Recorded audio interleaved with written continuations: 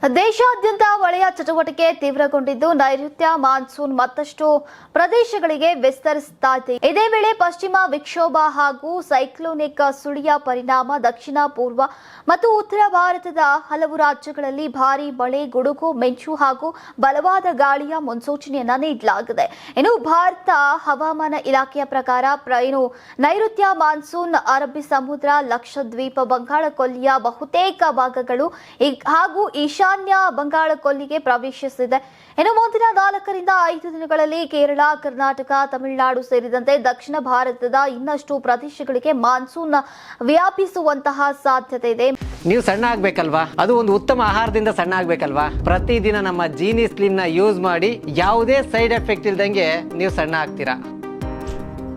ಮೇ 31ರಂದು ಕೇರಳ, ಮಾಹೆ, ತಮಿಳುನಾಡು, ಪುದುಚೇರಿ, ಲಕ್ಷದ್ವೀಪ, ಕರಾವಳಿ, ಆಂಧ್ರ ಪ್ರದೇಶ, ರಾಯಲಸೀಮಾ ಹಾಗೂ ಕರ್ನಾಟಕದ ದಕ್ಷಿಣ ಒಳನಾಡು ಭಾಗಗಳಲ್ಲಿ ಮಳೆಯ ಚಟುವಟಿಕೆ ತೀವ್ರವಾಗಿರಲಿದೆ.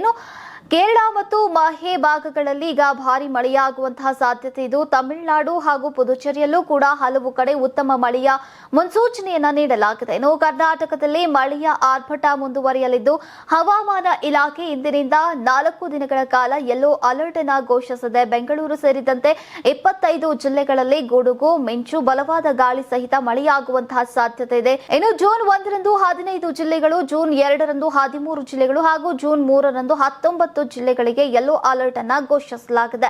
ಇನ್ನೊಂದೆಡೆ ಆಂಧ್ರ ಪ್ರದೇಶ ಮತ್ತು ರಾಯಲಸೀಮಾ ಭಾಗಗಳಲ್ಲಿ ಗಂಟೆಗೆ 50 ರಿಂದ 60 ಕಿಲೋಮೀಟರ್ ವೇಗದಲ್ಲಿ ಗಾಳಿ ಬೀಸುವಂತಹ ಸಾಧ್ಯತೆ ಇದ್ದು, ಈಗ ಗುಡುಗು ಸಹಿತ ಮಳೆಯಾಗುವಂತಹ ನಿರೀಕ್ಷೆ ಇದೆ. ಈಶಾನ್ಯ ಭಾರತದಲ್ಲೂ ಕೂಡ ಮಳೆಯ ಅಬ್ಬರ ಮುಂದುವರಿಯಲಿದೆ. ಇನ್ನು ನಾಗಾಲ್ಯಾಂಡ್, ಮಣಿಪುರ, ಮಿಜೋರಾಂ ಮತ್ತು ತ್ರಿಪುರಾ ರಾಜ್ಯಗಳಲ್ಲಿ ಭಾರಿ ಮಳೆಯಾಗುವಂತಹ ಸಾಧ್ಯತೆ ಇದೆ.